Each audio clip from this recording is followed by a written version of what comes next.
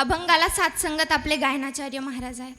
आपले सर्वच गायनाचार्य फार छान आहेत.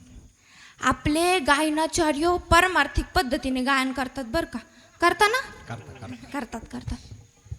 मी एका ठिकाणी कीर्तनाला गेले. तिथं मी एक ब्राह्मण म्हणाले, सर्वा घटी राम देहा देही एक. ते गायनाचार्य माझ्या मागं म्हणाले, सर्वा घंटी राम देहा देही एक. सर्व घंटी? अरे बाबा, घटी म्हण घटी. याच्या डोक्यात घंटीच घुसली. तसे आपले गायनाचार्य नाही बरं का. आपले सर्वच गायनाचार्य फार छान आहेत. आपले मृदुंगाचार्य, अहो आपला मृदुंगाचार्यांचा हात तर फारच गोड आहे. त्याचप्रमाणे आपले सर्व टाळकरी, आपले टाळकरी हे फार छान आहेत. काही ठिकाणी टाळ असतात 60, काही ठिकाणी टाळ असतात 60 पण वाजतात फक्त 8. ते पण वाजू पण. तसे आपले टाळकरी नाही. आपले टाळकरी ही फार छान आहेत. आपल्या विनेवाली आजी पण छान आहेत. आपल्या विनेकरी आजी तर फारच छान आहेत. मी एका कीर्तनाला गेले. तिथले एक बाबा माझ्याकडे आले. बाबा मला म्हणाले, महाराज तुमच्या कीर्तनात विना मीच घेणार, तुमच्या कीर्तनात विना मीच घेणार. मी म्हटलं घ्या बाबा. कीर्तन सुरू झालं. बाबांनी विना घेतला. बाबांनी जी विना घेतला, एका झटक्यात विनाची एक तार तोडून टाकली. मी म्हणलं, ओ बाबा, अहो असं काय करता? अहो बाबा असं काय करता? बाबा म्हणतात, महाराज कालच्या कीर्तनात जो विनेकरी होता तो आशा बोटाने तारी तोडायचा प्रयत्न करत होता. अख्खं कीर्तन झालं, त्याच्याकडून एक तार तुटली नाही. मी बघा एका झटक्यात विनाच्या सगळ्या तारी तोडल्या. इथं भेटला ते बरं झालं, दुसरीकडे भेटू नका. बाबा मला वरतून काय म्हणतात, महाराज इथून पुढं तुमच्या सगळ्या कीर्तनाला मलाच विनेकरी म्हणून द्या. जमलं रे बाबा.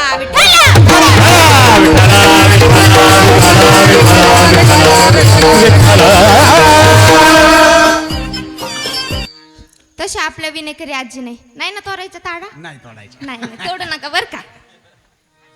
आपले सर्वच जण फार छान आहेत. आपले कार्यकर्ते तर अतिउत्तम आहेत. आपल्या कार्यकर्त्यांनी आधीच सांगून ठेवलंय, एकेकाचा नाम उल्लेख करायचा नाही. आपले कार्यकर्ते नावासाठी कार्य करत नाही. आपले कार्यकर्ते नावासाठी कार्य करत नाही, तर त्यांचं कार्यच त्यांचं नाव करतं.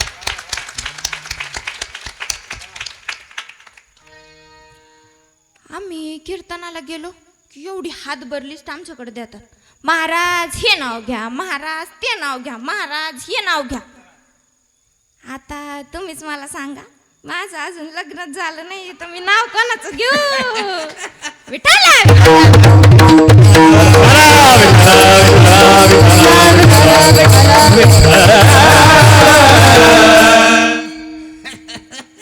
आपले सर्व कार्यकर्ते फार छान आहेत. विठाला.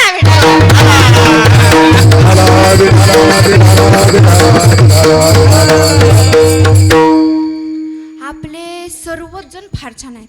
आपले गायक वादक, आपल्या साऊंड सिस्टीम साठी तर एकदा जोरदार टाळ्या.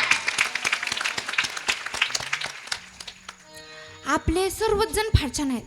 गायक वादक टाळकरी माळकरी साऊंड सिस्टीम गोधडी गरम करी गावकरी स्तुती करी निंदा करी.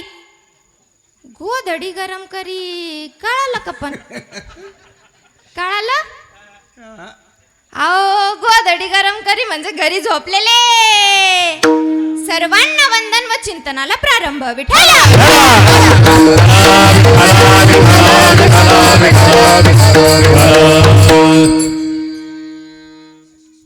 सगळ्या जणांनी ध्यान देऊन ऐका.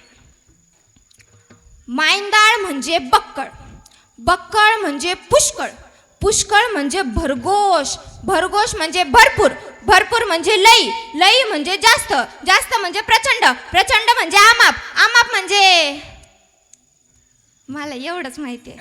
विठाला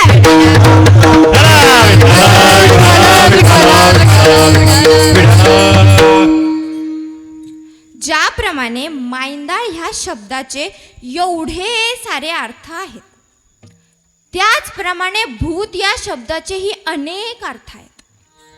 भूत म्हणजे प्रेत, भूत म्हणजे पिशाच, भूत म्हणजे अतृप्त आत्मा, भूत म्हणजे आपण लहान मुलाला ज्याच्या नावाने घाबरवतो ते भूत, भूत म्हणजे भोकाडी बुवा, भूत म्हणजे पंचमहाभूत, पृथ्वी, आप, तेज, वायू आणि आकाश.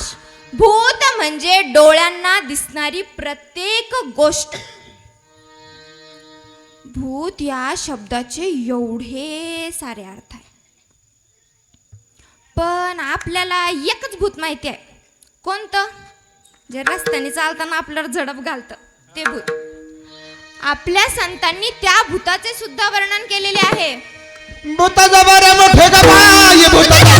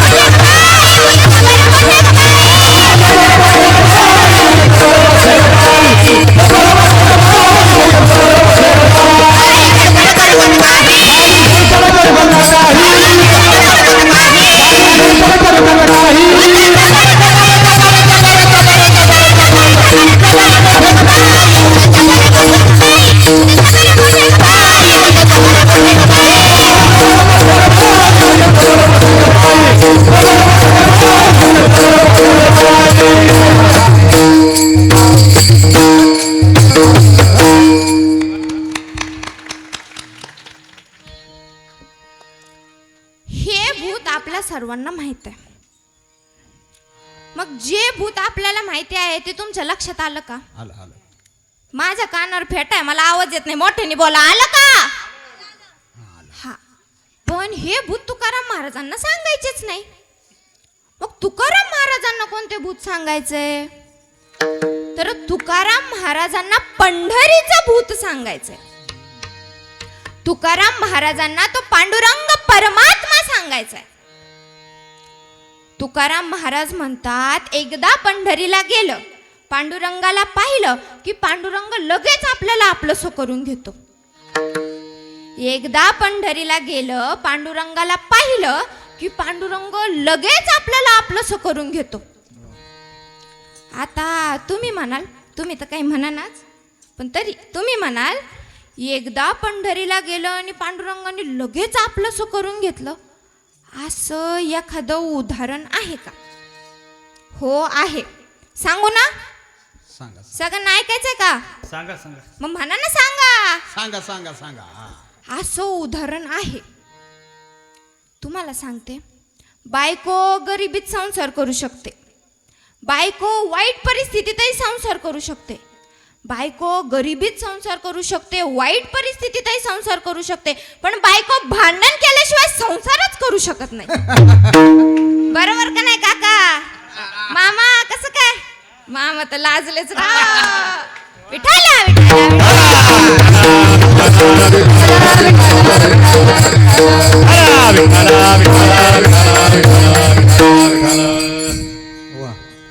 हे आपल्या सर्वांचं सारखंच आहे. आपलं नाही बाबा, माझं अजून लग्नच झालं नाही. हे तुमच्या सगळ्यांचं सारखंच आहे, पण कीर्तनात सांगण्यासारखं नाही. संसारात भांडण असावं, संसारात भांडण असावं, पण भांडण हातपाय मोडामोडीचं नसावं. लाडक्या बहिणी हातपाय मोडामोडीचं कळालं ना? कळालं. अशा गोष्टी लय लवकर कळतात त्यांना. विठाला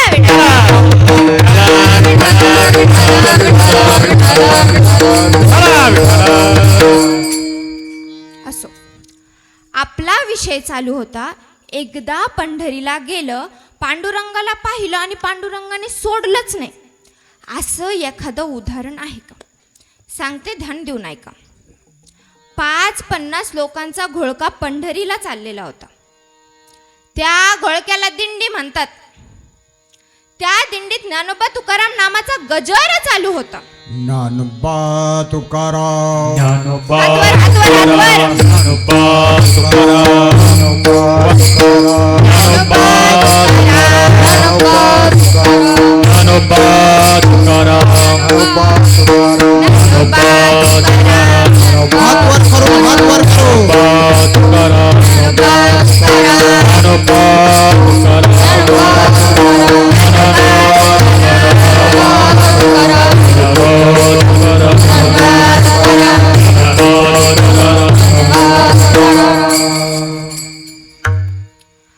असा गजर त्या दिंडीत चालू होता. आणि हा सगळा नामघोष, हा सगळा गजर एक किशोरवयीन मुलगी पाहत होती. त्या किशोरवयीन मुलीने तिच्या आईला विचारलं, आई मी पण जाऊ का ग यांच्यामध्ये गायला नाचायला? आई मी पण जाऊ का ग यांच्यामध्ये गायला नाचायला? तिची आई तिला म्हणाली, बेटी आपलं एवढं नशीब कुठं, आपण हीन जातीचे आहोत, आपल्याला ते त्यांच्यात घेणार नाही, आपण वेश्या आहोत. कोण होती ती मुलगी? कोण होती त्या मुलीची आई? तर ती होती कान्होपात्रा व कान्होपात्रेची आई. कान्होपात्रा आईच्या हातून सुटून वारकऱ्याकडे गेली. वारकऱ्याला म्हणाली, वारकरी दादा, वारकरी दादा मला घ्याल का हो तुमच्यात? वारकरी दादा, वारकरी दादा मला घ्याल का हो तुमच्यात? हो बेटी घेऊ ना तुला आमच्यात. वारकरी दादा तुम्ही कुठं चालला? बेटी आम्ही पंढरपूरला चाललो. पंढरपूरला कोण आहे? पंढरपूरला पांडुरंग परमात्मा आहे आणि तो अतिशय सुंदर आहे. सुंदर ते ध्यान उभे विटेवरी, कर काटेवरी ठेवनिया, कर काटेवरी ठेवनिया, कर काटेवरी ठेवनिया. तो पांडुरंग परमात्मा फार सुंदर आहे. कान्होपात्रेने वारकऱ्याची परवानगी घेतली. कान्होपात्रेने आईची परवानगी घेतली व त्यांच्यासोबत दिंडीला निघाली. कान्होपात्रेच्या डोक्यात या अभंगाची एक ओळ सारखी घुमायची, सारखी घुमायची. सुंदर ते ध्यान, सुंदर ते ध्यान, सुंदर ते ध्यान. खरंच हा देव एवढा सुंदर आहे का? आणि हा देव आम्हा वैश्यांचा स्वीकार करेल का? असा विचार करत करत, भजन करत करत कान्होपात्रा पंढरपूरला पोहोचली. कान्होपात्रा पांडुरंगरायाच्या मंदिरासमोर पोहोचली आणि काय आश्चर्य! तू मुझे देख मैं तुझे देखू, तू मुझे देख मैं तुझे देखू, देखत देखत हो गए. विठाला विठाला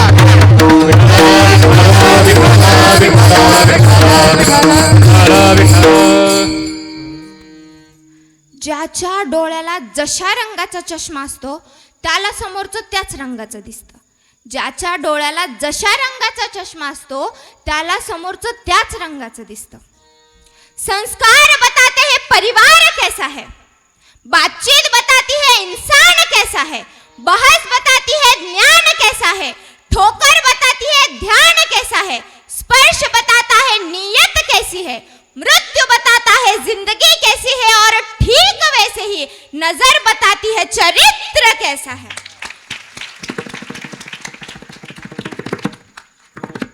आमची कान्होपात्रा वेश्याची मुलगी होती, पण चरित्र मात्र निष्कलंकित होते. वाह क्या बात है.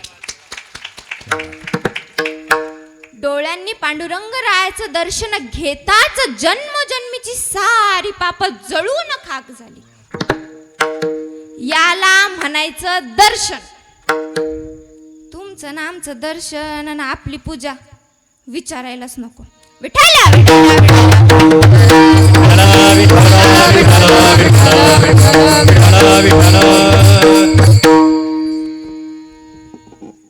एक माणूस पूजा करीत होता, गंधगोळी उघडीत होता. गंधगोळी उगळता उगळता रामकृष्ण हरी म्हणत होता. रामकृष्ण हरी, रामकृष्ण हरी, रामकृष्ण हरी, रामकृष्ण हरी. अगं मला चहा ठेव. रामकृष्ण हरी, रामकृष्ण हरी, रामकृष्ण हरी. आज खुरपायला लवकर जायचंय बर का. रामकृष्ण हरी, रामकृष्ण हरी, रामकृष्ण हरी. करतोय काय? पूजा. पूजा.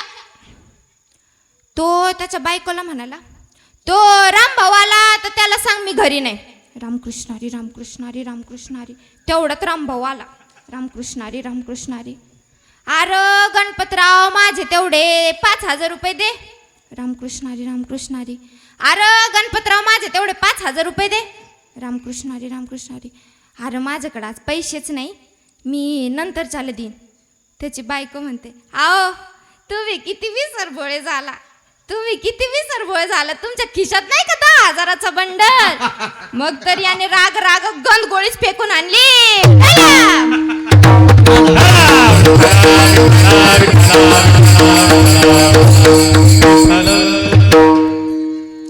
ही अशीच आपली पूजा आणि असेच आपले दर्शन. कान्होपात्र्याने पांडुरंगरायाचं दर्शन घेतलं व जन्मोजन्मीची पाप जळून खाक झाली. बरवा फळला शकुन, बरवा फळला शकुन, परवा फळला शकुन, परवा फळला शकुन. अवघानी वारीला शिन, अवघानी वारीला शिन, अवघानी वारीला शिन, अवघानी वारीला शिन.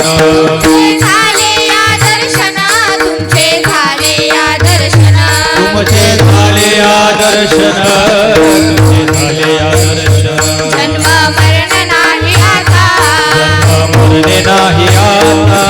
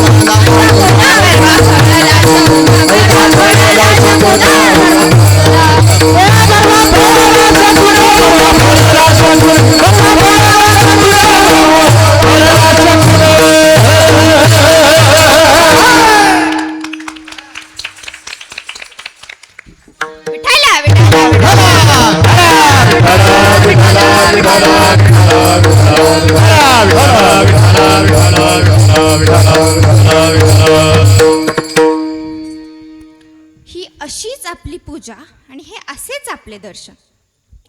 कान्होपात्र्यानं पांडुरंगरायाचं दर्शन घेतलं आणि जन्मोजन्मीची पाप जळून खाक झाली.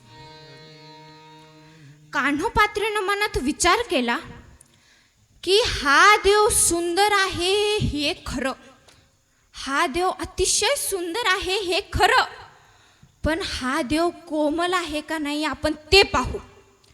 असा विचार करून कान्होपात्र्यानं पांडुरंगरायाच्या पायावर हात ठेवला व बोटाने पांडुरंगरायाचा पाय दाबला आणि काय आश्चर्य, पांडुरंगरायाच्या पायाला खड्डा पडला. विठ्ठला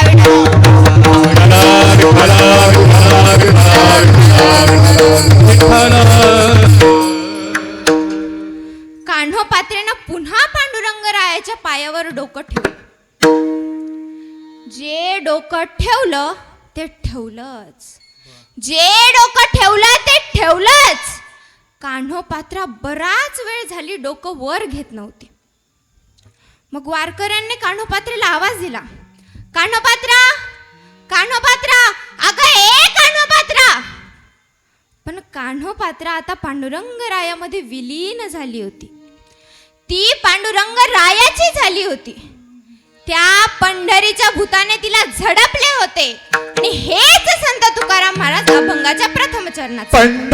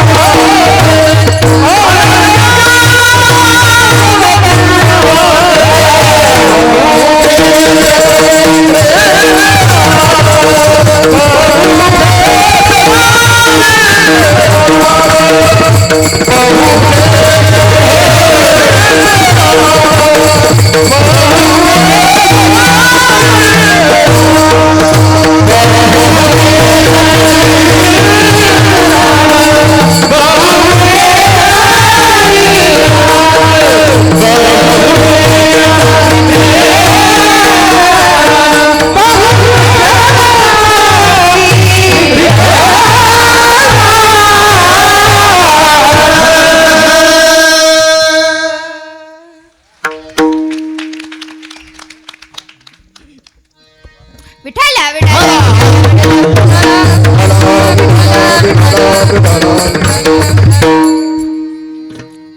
कान्होपात्रेला त्या पंढरीच्या भूताने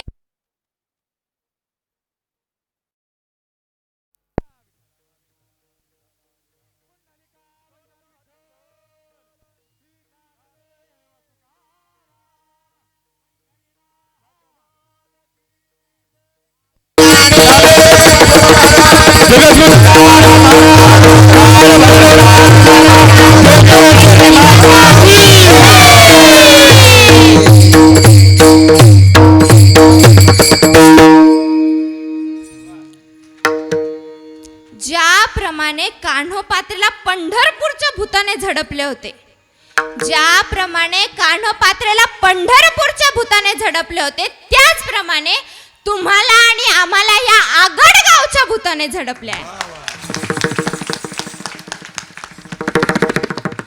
पंढरपूरच्या भूताचं नाव पांडुरंग परमात्मा, पंढरपूरच्या भूताचं नाव पांडुरंग परमात्मा आणि या आगड गावच्या भूताचं नाव जोगेश्वरी भैरवनाथ. वा वा वा वा, क्या बात. पंढरपूरचे जे भूत आहे ते गोकुळाहून पंढरपूरला आलेले आहे. पुंडलिकाच्या भावार्था गोकुळीहुनी झाला येता. आणि हे आगड गावचे जे भूत आहे ते थेट कैलासाहून आपल्यासाठी इथे आलेले वाह, आहे. क्या बात है. और एक बार जोरदार तालियां. भैरवनाथ ही एक क्षेत्रपाल देवता आहे. भैरवनाथ ही एक कोतवाल देवता आहे. भैरवनाथ ही ऐश्वर्य देणारी देवता आहे. भैरवनाथ ही नवसाला पावणारी देवता आहे. आपले संतही कधी कधी नवस करतात. सत्वर पावगे मला भवानी आई रडगा वाली तुला. सत्वर पावगे मला भवानी आई रडगा वाली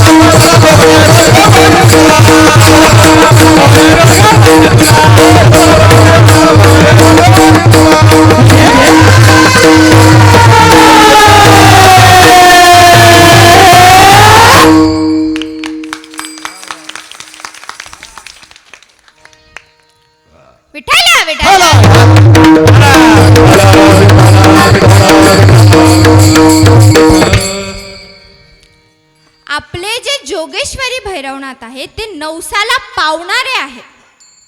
आपले जे जोगेश्वरी भैरवनाथ आहे ते ऐश्वर्य, धन, दौलत, समृद्धी देणारे आहे.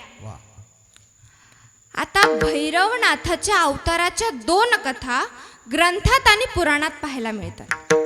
त्यातली एक कथा अशी, एकदा भोले बाबा आणि ब्रह्मदेव यांच्यामध्ये वादविवाद चालू होता.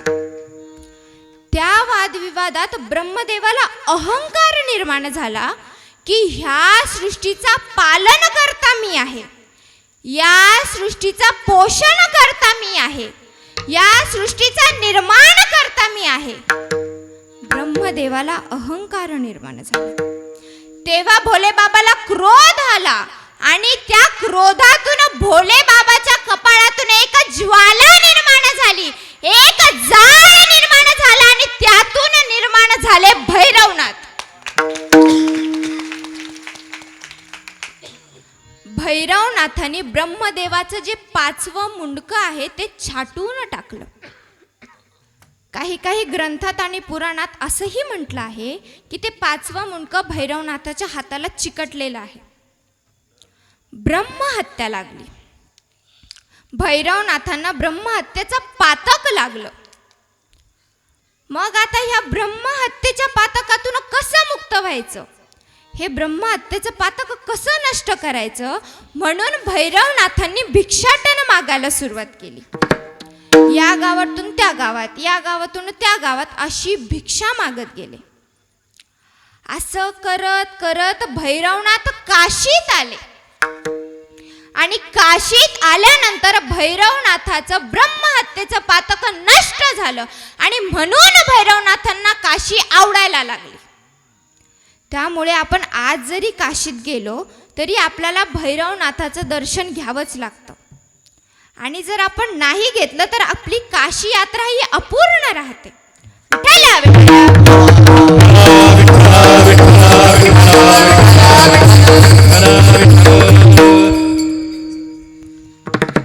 तर ही झाली भैरवनाथाच्या अवताराची एक कथा. आता भैरवनाथाच्या अवताराची दुसरी कथा ती अशी, पृथ्वीवर एकदा राक्षस उन्मत्त झाले. त्यांनी सर्व लोकांना फार त्रास द्यायला सुरुवात केली. आपल्यासारख्या लोकांना खाऊन घेऊ लागले. सर्वसामान्यांच्या स्त्रिया पळून घेऊन जावे लागले. मग सर्व देवगण मिळून भोले बाबांकडे गेले. पृथ्वीवर चाललेला सर्व अत्याचार भोले बाबांना सांगितला. पृथ्वीलाही हा भार आता सोसवत नव्हता. सोसवेना भार मज आता, हा सर्व अत्याचार भोले बाबांना सांगितला व भोले बाबा आणि पार्वती माता म्हणजे आदिमाया शक्ती यांना विनंती केली की तुम्ही या राक्षसांचा नायनाट करा, या राक्षसांना नष्ट करून टाका. तेव्हा भोले बाबांच्या कपाळातून एक ज्वाला निर्माण झाली, एक जाळ निर्माण झाला आणि त्या जाळातून भैरव निर्माण झाले. आणि जी आदिमाया शक्ती होती त्या शक्तीतून एक शक्ती निर्माण झाली, म्हणजे ही जोगेश्वरी माता निर्माण झाली. मग दोघेही पृथ्वीवर आले. राक्षसांशी युद्ध सुरू केलं. भैरवनाथाने आपल्या त्रिशूळाने राक्षसांना नष्ट केलं व जोगेश्वरी माताने आपल्या योगिनींना पाठवून त्या राक्षसांच्या माया नष्ट करून टाकल्या. असं या दोघांच्या सामर्थ्याने पृथ्वी पुन्हा शांत झाली. अशा या 2 अवताराच्या कथा पुराणामध्ये आणि ग्रंथामध्ये ऐकायला भेटतात. विठ्ठला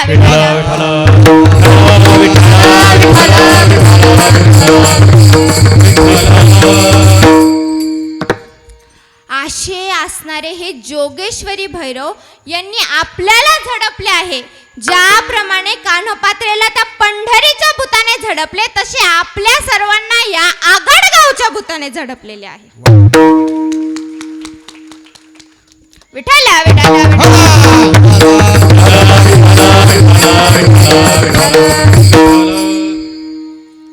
कान्होपात्रेला त्या पंढरीच्या भूताने झडपले. कान्होपात्रा पांडुरंग रायामध्ये विलीन झाली. कान्होपात्रा पांडुरंगाचीच झाली. भगवंताचं होण्यासाठी जातीपातीची गरज नसते. भगवंताचं होण्यासाठी लहान मोठ्याची गरज नसते. भगवंताचं होण्यासाठी गरज असते ती भावाची, भक्तीची आणि प्रेमाची. वा.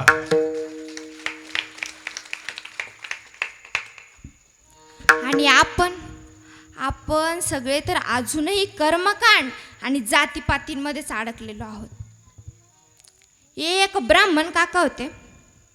त्यांनी त्यांच्या पत्नीला विचारलं, अगं एवढं थंडगार आणि छान पाणी तू कुठून आणलंस? अगं एवढं थंडगार आणि छान पाणी तू कुठून आणलंस? ती म्हणाली, शेजारच्या कुंभाराच्या घरनं आणलं.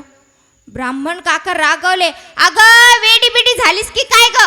वेडी बिडी झालीस की काय ग? त्या कुंभाराच्या घरचं पाणी मला पाजतेस, शूद्राच्या घरचं पाणी मला पाजतेस. आपण शुद्ध ब्राह्मण आहोत.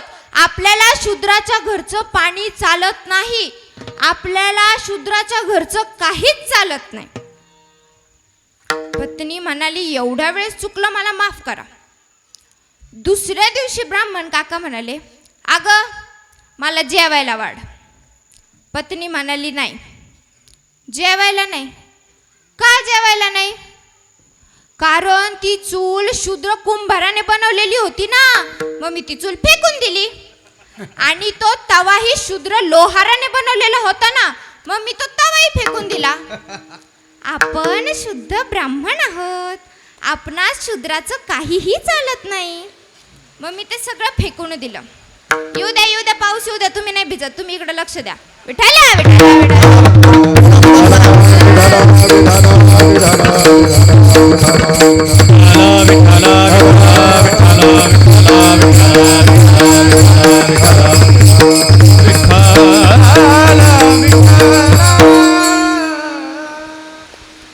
तर मी ती चूल आणि तवा दोन्ही फेकून दिला.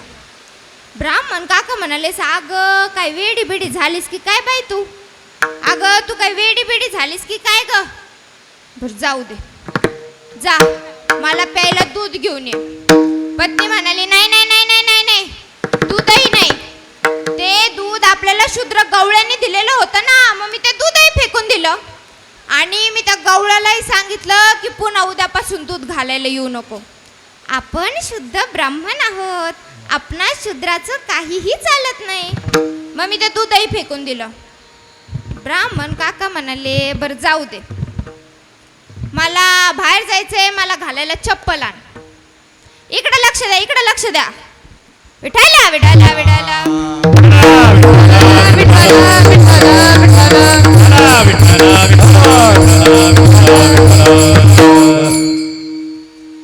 ब्राह्मण काका म्हणाले, जाऊ दे, मी बाहेर जातो, मला घालायला चप्पल घेऊन ये. ती म्हणाली, नाही नाही नाही नाही नाही नाही, चप्पलही नाही.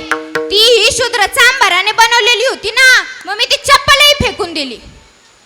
ब्राह्मण काका म्हणाले, बरं जाऊ दे, मला झोप आली, मला झोपायला बाज आणि गोधडी टाक.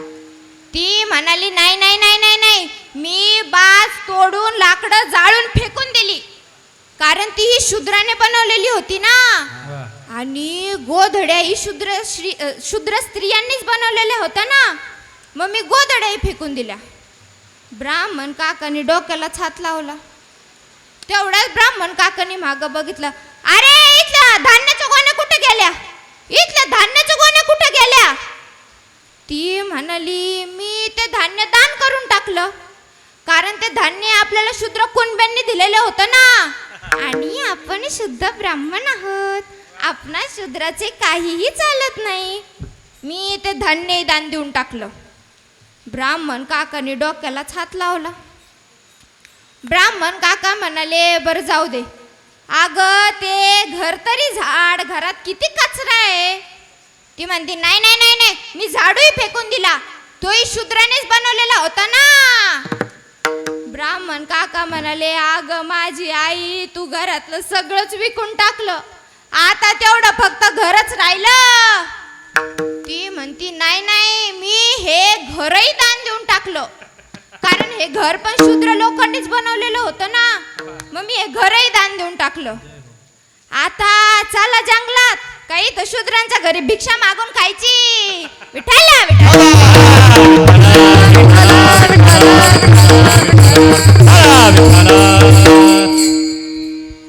ती पत्नी म्हणाली, पतिराज, या प्रत्येक समाजातील प्रत्येक माणसाने काही ना काही वस्तू बनवून आपल्याला दिलेली आहे.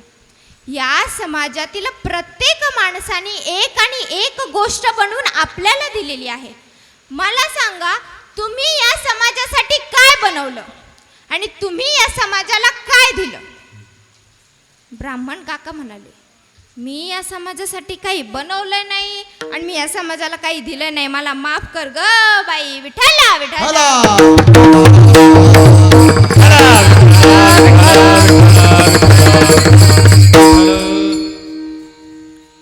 भगवंताचं होण्यासाठी जातीपातीची गरज नसते.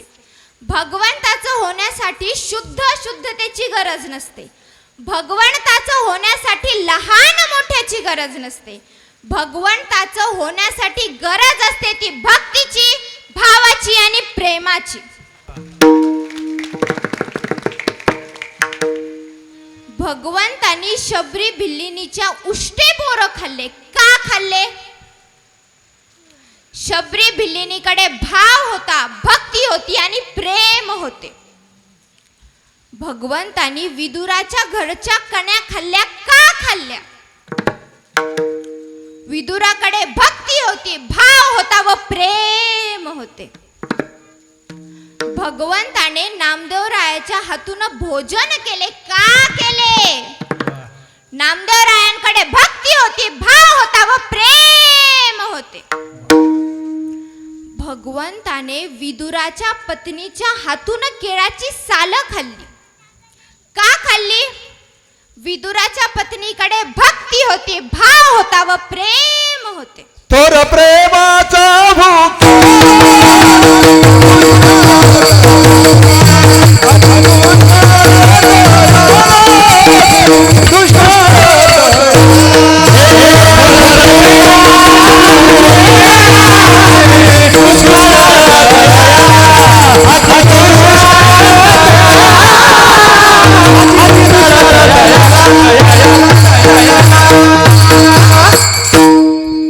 थोर प्रेमाचा भुकेला अति दुष्काळ तयाला.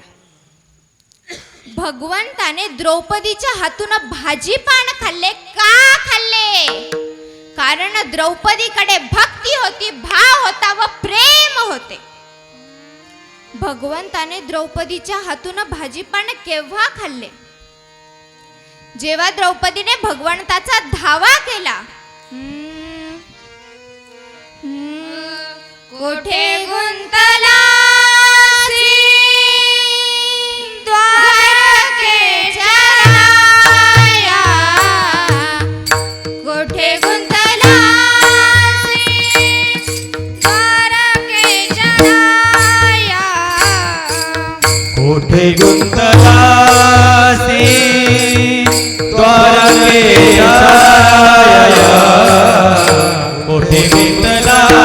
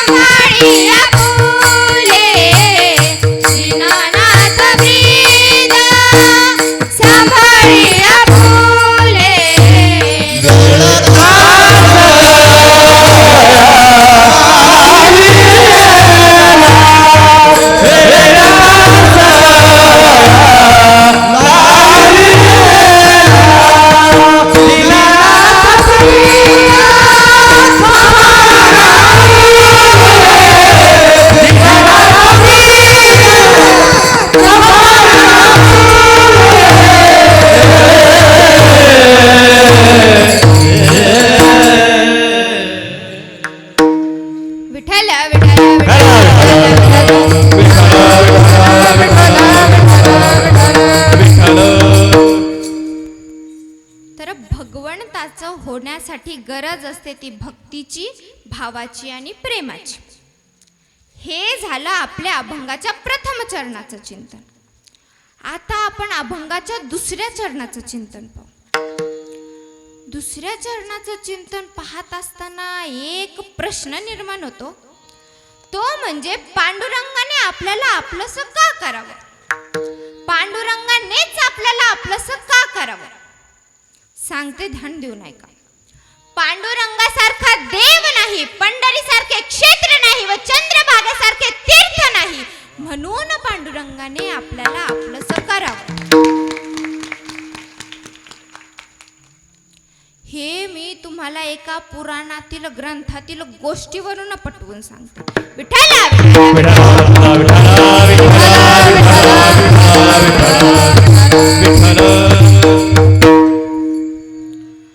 88,000 ऋषींना स्कंदमुनी उपदेश करत होते.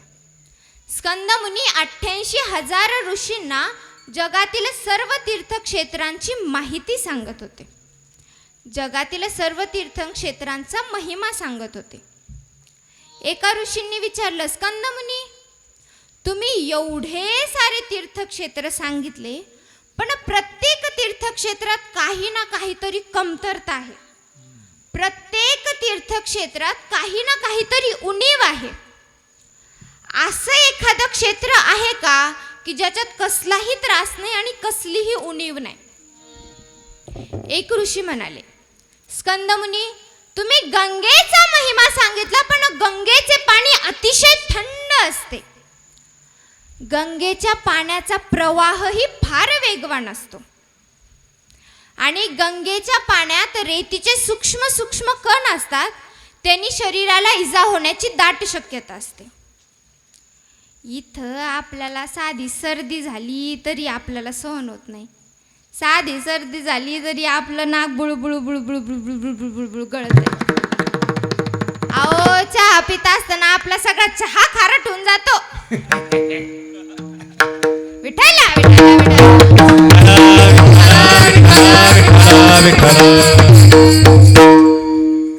तर गंगेचे पाणी भयंकर थंड आहे, हा गंगेचा दोष आहे. दुसरे ऋषी म्हणाले, स्कंदमुनी, तुम्ही काशीचा महिमा सांगितला, पण काशीमध्ये मुक्तीसाठी मरावं लागतं. काही काही लोक काशीत जातात, मरण यावं म्हणून तिथं भाड्याने घर घेतात, तिथं राहतात, बरेच दिवस राहतात, मरण येतच नाही. मग नातवाची आठवण येते म्हणून गावाकडं परत येतात. म्हातारं गावाकडं परत आलं का लगेच अटॅक घेऊन मरतंय. म्हणजे काशीत मरण आलं नाही, काशीत मरावं लागतं, हा काशीचा दोष आहे. तिसरे ऋषी म्हणाले, स्कंदमुनी, तुम्ही गयेचा महिमा सांगितला, पण गयेमध्ये पिंडदान करावं लागतं. एका कलियुगातल्या म्हाताऱ्याचा मुलगा शहरात नोकरीला होता. तो म्हातारा आजारी पडला तरी तो मुलगा भेटायला आला नाही. म्हातारा मेला, तो मुलगा मौतीलाही आला नाही, सावडायलाही आला नाही. मग गावातल्या एका माणसाने फोन केला, त्याला चांगला तास आडला. अरे बाबा, तू तुझ्या बापाच्या मौतीलाही नाही, सावडायलाही नाही, निदान पिंड पाडायला तरी ये. तो पिंड पाडायला गावाकडं आला. पण हा आता कधी कोणाच्या कार्याला कुठं जात नाही. मग ह्याच्या कार्यक्रमाला कोणी येईन का? फक्त एक न्हावी दादा आणि एक ब्राह्मण काका. यांनी रस्त्याने जाताना एका फेट्यावाल्या बाबाला विचारलं, यांच्यासारखं फेट्यावाले बाबा, की बाबा, पिंड कसं पाडायचं? बाबा म्हणाले, आज फार सोपं आहे. ब्राह्मण काका म्हणतीन तसं तसं म्हणायचं आणि ब्राह्मण काका करतीन तसं तसं करायचं. ब्राह्मण काका म्हणतीन तसं तसं म्हणायचं आणि ब्राह्मण काका करतीन तसं तसं करायचं. ह्यो म्हणाला, ठीक आहे, गेला पिंड पाडायला. तिथं ह्याच्या डोक्यातच होतं, ध्यानात होतं बरं का. ब्राह्मण काका म्हणतीन तसं तसं म्हणायचं आणि ब्राह्मण काका करतीन तसं तसं करायचं. ब्राह्मण काका म्हणाले, लाव डोळ्याला पाणी. ह्याला वाटलं असंच म्हणायचंय. यो म्हणतो, लाव डोळ्याला पाणी. ब्राह्मण काका म्हणते, अरे तुझ्या डोळ्याला पाणी लाव. यो म्हणतो, अरे तुझ्या डोळ्याला पाणी लाव.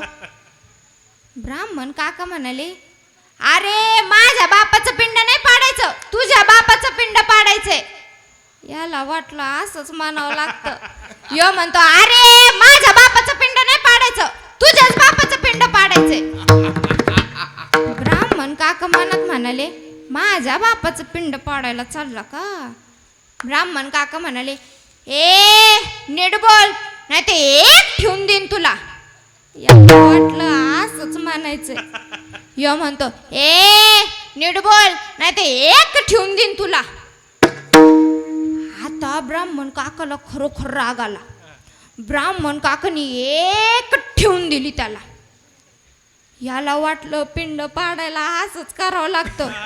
यानं ब्राह्मण काकाला एक ठेवून दिली. ब्राह्मण काका उलटून खाली पडला.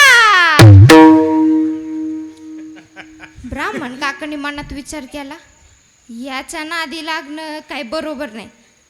त्यांनी त्यांचं सामान घेतलं व ब्राह्मण काका चकाट धूम पळाले. याला वाटलं पिंड पाडायला असंच पळावं लागत. यो ब्राह्मण काकाच्या मागे चकाट धूम पळाला. ज्या फेट्यावाल्या बाबांना विचारलं होतं ना ते फेट्यावाले बाबा परत भेटले. बाबा म्हणाले झालं का पिंड पाडून. यो म्हणतो बाबा एवढं सोपं होतं मी एका फटक्यात पाडलं.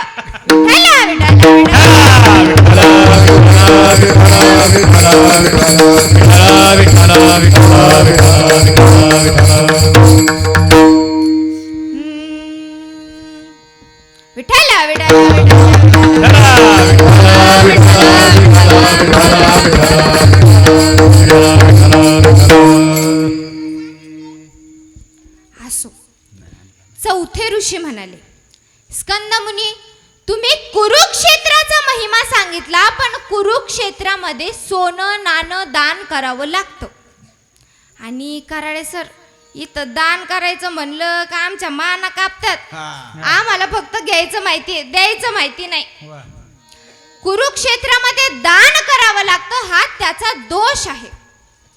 पाचवे ऋषी म्हणाले स्कंदमुनी तुम्ही गोमतीचा महिमा सांगितला पण गोमतीचे पाणी 6 महिने प्यावं लागतं आणि त्या पाण्याला अजिबात चव नसते. हा गोमतीचा दोष आहे. सातवे ऋषी म्हणाले स्कंदमुनी तुम्ही बालाजीचा महिमा सांगितला पण बालाजीला डोक्याचे केस अर्पण करावं लागतात म्हणजे सौंदर्य अर्पण करावं लागतं. आठवे ऋषी म्हणाले स्कंदमुनी तुम्ही हिमालय बद्रीनाथ केदारनाथ या सर्वांचा महिमा सांगितला पण या सर्व ठिकाणी अतिशय थंडी असते. एवढ्या थंडीत आम्ही मरून जाऊ ना. स्कंदमुनी कुठलीही उणीव नाही कुठलाही त्रास नाही असं एखादं तीर्थक्षेत्र आम्हाला सांगा. स्कंदमुनी म्हणाले असं तीर्थक्षेत्र तर मला माहिती नाही. आपण सगळे भोले बाबांकडे जाऊ. भोले बाबा आपल्याला असं तीर्थक्षेत्र सांगतील. मग 88,000 ऋषी व स्कंदमुनी भोले बाबांकडे गेले. आता जाऊ कैलासा सकळ पुसू त्या महेशा पुसू त्या महेशा सकळ पुसू त्या महेशा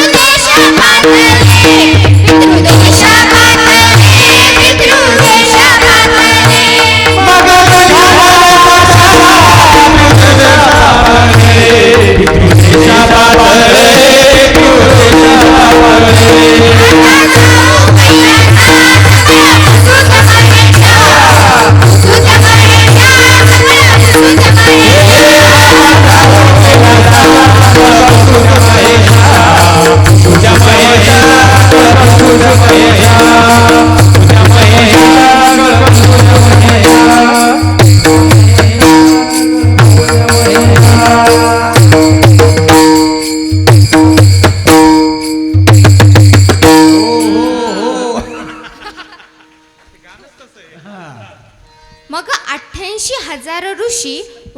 मुनी भोले बाबांकडे गेले. स्कंद मुनीने विचारलं, भोले बाबा, कुठलाही त्रास नाही, कुठलीही कमतरता नाही आणि कुठलीही उणीव नाही, असं एखादं तीर्थक्षेत्र आहे का? भोले बाबा म्हणाले, हो मग आहे ना. भोले बाबा म्हणाले, गंगेचे पाणी अतिशय थंड आहे, चंद्रभागेचे पाणी नॉर्मल आहे. चंद्रभागेचं पाणी कसं आहे? नॉर्मल आहे, नॉर्मल. तुम्ही सगळे कीर्तन ऐकताय ना? मग तुम्हाला एखादा प्रश्न नाही पडला का? भोले बाबा म्हणाले, गंगेचे पाणी थंड आहे आणि चंद्रभागेचे पाणी नॉर्मल आहे. आता नॉर्मल म्हणायला भोले बाबाला काही इंग्रजी येत होती का? तुम्हाला काय प्रश्न पडणार काय? मी तुम्हाला सांगते, भोले बाबाला मराठी, हिंदी, इंग्रजी ही ती सगळ्या भाषा येत होत्या. या सगळ्या भाषांचा उगम भोले बाबाच्या डमरूच्या आवाजातून झालेला. भोले बाबा म्हणाले, गंगेचे पाणी भयंकर थंड आहे, चंद्रभागेचे पाणी नॉर्मल आहे. आणि गंगेच्या स्नानात जेवढी ताकद आहे त्याच्यापेक्षा जास्त ताकद चंद्रभागेच्या स्नानामध्ये आहे. कोटी कुळे केली क्षणेची पावन, करिता एका स्नान चंद्रभागे. वाह, क्या बात है, वाह. भोले बाबा म्हणाले, तुम्हाला गयेला पिंडदान करावं लागतं, पंढरपूरमध्ये पिंडदान करावं लागत नाही.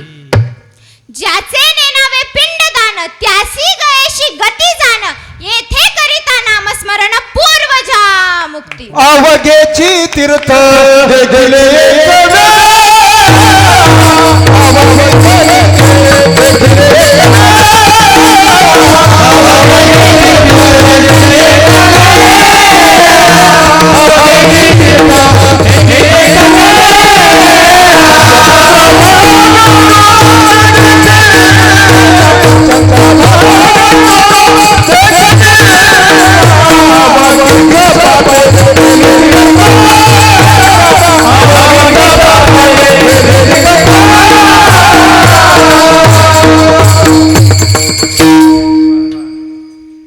भोले बाबा म्हणाले, तुम्हाला काशीत मुक्तीसाठी मरावं लागतं, पंढरपूरमध्ये मुक्तीसाठी मरावं लागत नाही. पंढरपूरमध्ये चारी मुक्त्या काम करतात, काम. रिद्धी सिद्धी दासी अंगण झाडीती, उतिष्ठे काठी ती मुक्तीचारी. भोले बाबा म्हणाले, कुरुक्षेत्रामध्ये तुम्हाला सोनं नाणं दान करावं लागतं, पंढरपूरमध्ये काहीही दान करावं लागत नाही. ऐका पंढरीचे महिमा,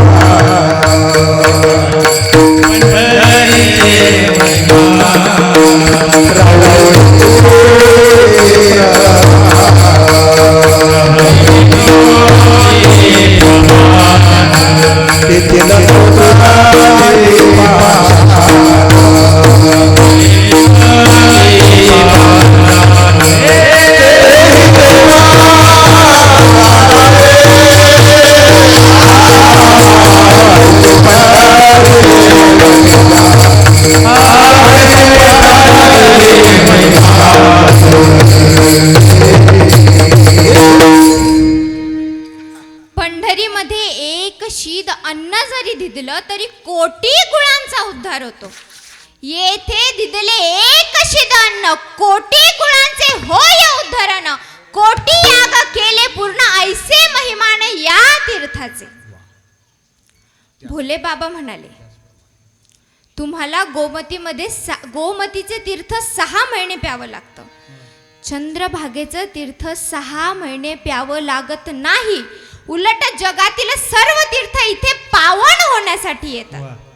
त्रिभुवनीचे तीर्थे झाली ती मलिन, व्हावया पावन आली इथे.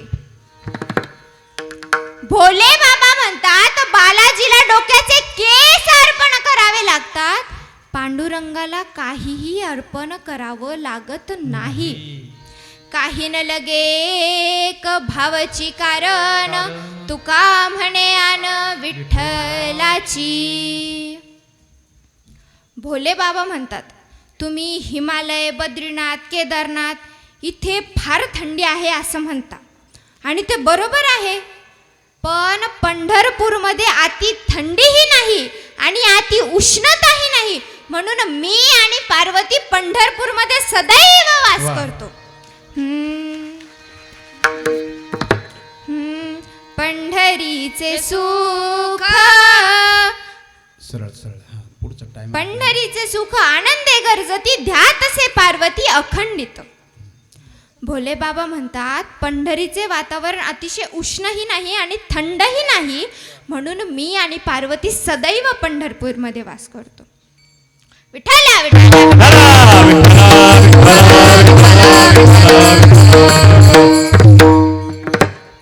गंगेचे पाणी भयंकर थंड आहे, चंद्रभागेचे पाणी नॉर्मल आहे. कुरुक्षेत्रामध्ये सोनं नाणं दान करावं लागतं, पंढरपूरमध्ये काहीही दान करावं लागत नाही. काशीत मुक्तीसाठी मरावं लागतं, पंढरपूरमध्ये मुक्तीसाठी मरावं लागत नाही. बालाजीला डोक्याचे केस अर्पण करावे लागतात, म्हणजे सौंदर्य अर्पण करावं लागतं. पांडुरंगाला काहीही अर्पण करावं लागत नाही, म्हणून पांडुरंग सर्वात श्रेष्ठ देव आहे. पंढरी सर्वात श्रेष्ठ क्षेत्र आहे व चंद्रभागा हे सर्वात श्रेष्ठ तीर्थ आहे. विठ्ठला विठ्ठला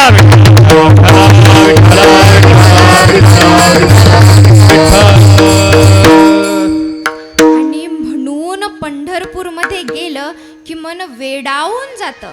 आणि हेच संत तुकाराम महाराज दुसऱ्या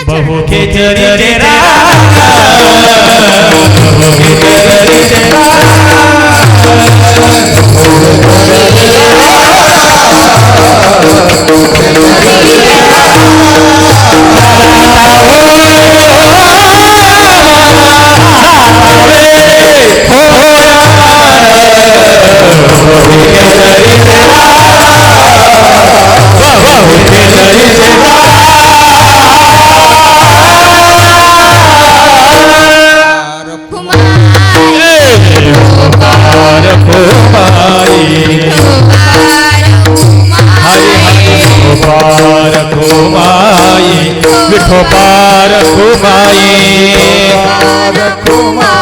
हे विठोबार कुमाई, हे विठोबार कुमाई. चला पटपट चला. विठोबार कुमाई, विठोबार कुमाई, विठोबार कुमाई, विठोबार कुमाई, विठोबार कुमाई.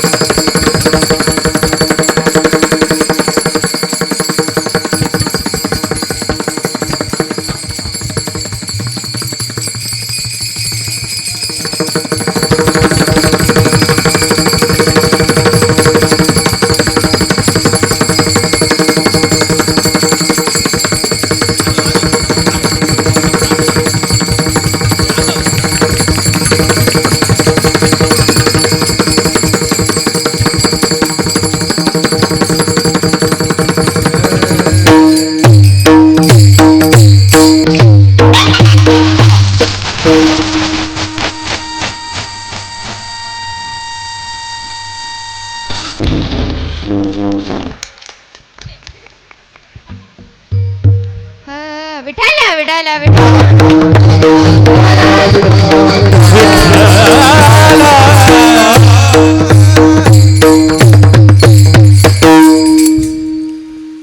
तुम्हाला सर्वांना शेवटचं जाता जाता दोन गोष्टी सांगून जाते. तुम्हाला जर तुमचं म्हातारपण सुखात घालवायचं असेल तर तुमच्या मुलांवर सुसंस्कार करा. मुलांना व्यसनापासून लांब ठेवा, कारण एकदा व्यसन लागलं की पुन्हा निर्व्यसनी होणं अशक्य. आयुष्यात पेन्सिलपेक्षा खोडरबर जास्त वापरू नका, कारण खोडरबर संपून जाईल. खोडरबर एवढंही वापरू नका की आयुष्याच्या अगोदर कागदच फाटून जाईल, कारण एकदा कागद फाटला की पुन्हा कागद नाही. ज्याप्रमाणे दुधाचं एकदा पनीर झालं त्या पनीरचं पुन्हा दूध होत नाही, त्याचप्रमाणे एकदा पंढरीला गेलं की पुन्हा माणूस परत येत नाही. जगद्गुरु तुकोबाराय म्हणतात, तिसरं चरण, शेवटचं चरण. तुका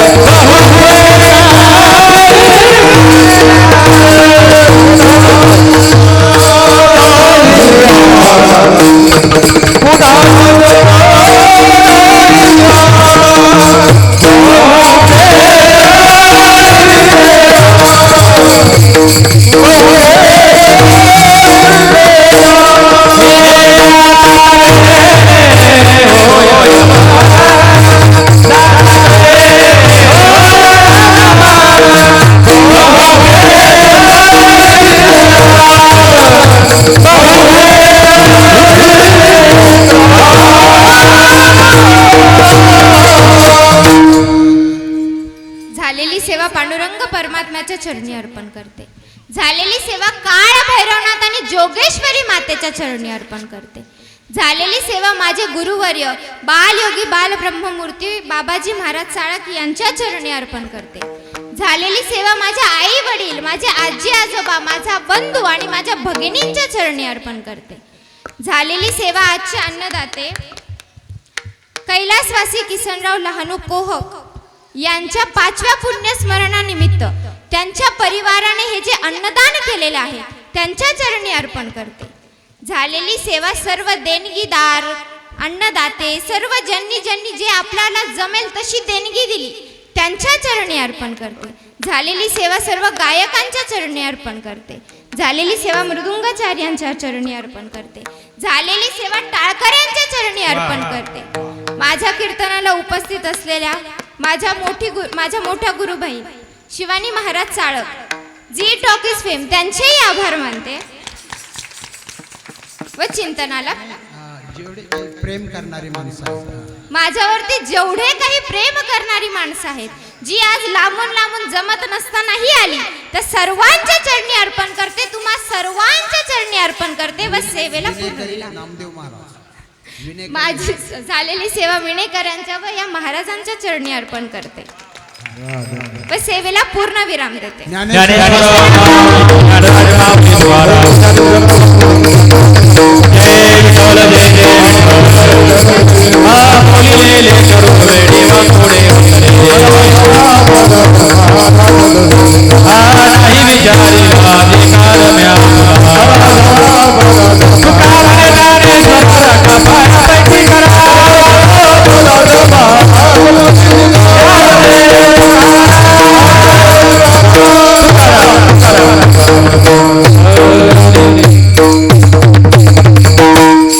विठ्ठली कवरते हरी विठ्ठल श्री ज्ञानदेव तुकाराम पंढरनाथ भगवान की जय. मौली ज्ञानेश्वर महाराज की जय.